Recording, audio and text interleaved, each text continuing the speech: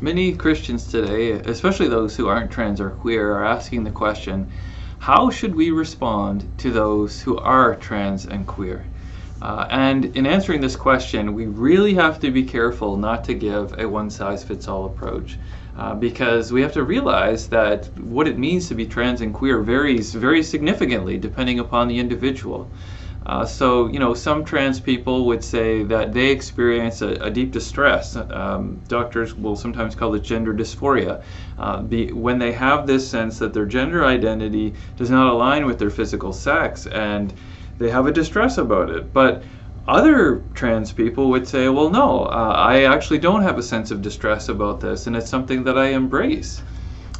Some people who would identify as trans or queer would say that they're just kind of seeking to understand who they are and their own identity, because they don't feel like they fit with certain gender stereotypes. So they might say, well, I don't express myself this way, and I don't fit with that kind of stereotypical sense of man or woman. So they might fit themselves more into and label themselves as non-binary or gender non-conforming or something like that.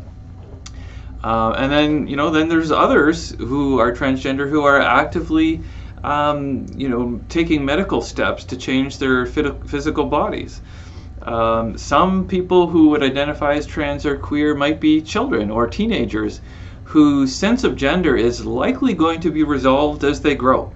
We do know that for the vast majority of children, as they move out of adolescence, this disalignment between their sense of gender identity and their physical sex, often those things become aligned, and that disalignment goes away as they become older. That's what the stats say.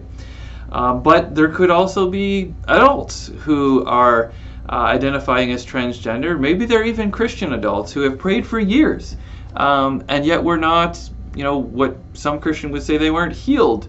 So they still wrestle with this misalignment between their gender identity and their physical sex.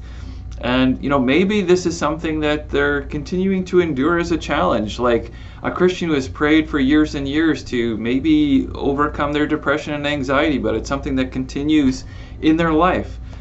These are all very different ways of ways that people experience their transgender identity or their queer identity. So how do we respond? Like I said, we have to be very careful in not giving a one-size-fits-all approach, but at the same time, at the risk of simplifying things, let me suggest a few things. The best place we need to start is to say that we need to love. All people we need to love. But what does that mean, right? I think we need to at least from a Christian perspective, I think we need to let the Bible, let God determine what that means for us. So 1 Corinthians chapter 13, many people know this, verse 4, love is patient, love is kind, it does not envy, it does not boast, it is not proud, it is not rude. So the patience, the kindness, being humble, not being proud, as we engage with our families, our friends, our loved ones who maybe are transgender or queer. One person that I found particularly helpful in answering this question, especially from a pastoral perspective, is Dr. Mark Yarhouse. He's a Christian author and psychologist who has done a lot of work supporting transgender individuals as well as their families. And one thing that he has pointed out in his research is, at least for those who are within the Christian community, who would identify as transgender or queer, or maybe are wrestling with gender dysphoria, they typically don't expect other Christians to change their religious views or the theological views of what they think is right and wrong. So they're not asking them to change their faith or abandon their faith, but rather, and this is a really good question, he asks, okay, what kind of support would you have liked from the church? So he's written, for example, a book called Listening to Sexual Minorities, a book on gender dysphoria, another on understanding transgender identities, a number of different things. And this question I found particularly helpful. And in answering this question, he went to a Christian university, or actually a number of Christian universities, and interviewed some transgender Christians who were there. And I want to point out again that these weren't Christians who had abandoned the church, they hadn't abandoned their faith, and yet they themselves were saying that they had an experience of gender dysphoria where they felt that their physical bodies did not align with their own sense of their internal sense of gender identity. So what kind of support? How did they answer that question? This is an important question, as I said. Galatians 6:2 says, carry each other's burdens, and in this way you'll fulfill the law of Christ. So how do we do that? Well, this is the way that one transgender Christian answered the question. He said, I want, and I quote, someone to cry with me rather than to just denounce me. And he continued, it's scary to not see God rescue someone from cancer or schizophrenia or gender dysphoria.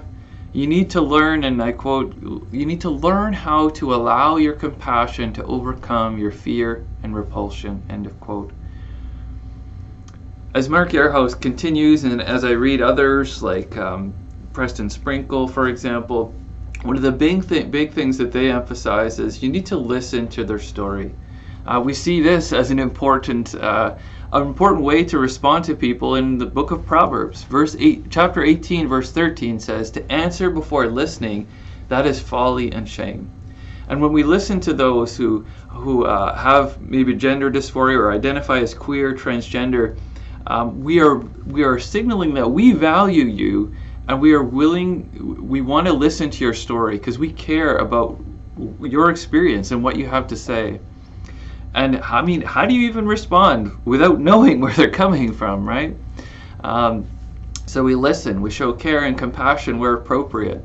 Allow them to share their struggle if that's a part of their story, just like you would allow anybody who's struggling in their life to share with you. And rather than assuming how you should pray for them, maybe ask them how they would like you to pray for them. Again, listen to them as you begin to respond. If it's part of their story, acknowledge their feelings and their pains. But don't just acknowledge the negative aspects, also acknowledge some of the positive, the strengths. And what I mean by that is, for many of these people, it's hard for them to open up about this to some individuals. So that shows strength and resiliency. If they're Christians, affirm them in their desire to live godly lives as they try to seek out, how do I live faithful to Christ in light of my own experience? And encourage them that this does not mean that God has abandoned them. Romans chapter 8 says that for those who are in Christ, nothing can separate us from God's love, even life or death. That's pretty expansive. So we need to encourage people who might speak to us about their transgender or queer identity as well. And I want you to notice something. As I've answered this question, how should non-trans people respond to those who identify as trans or queer? I've said things that really aren't unique to how we respond to transgender and queer people. This is how we should respond to anybody who comes to us. Notice what I've said. I've said love, patience, kindness, sharing one another's burdens, listening, caring for them, encouraging them. Basically, I'm saying treat a transgender or a queer person the way that you would treat any human being.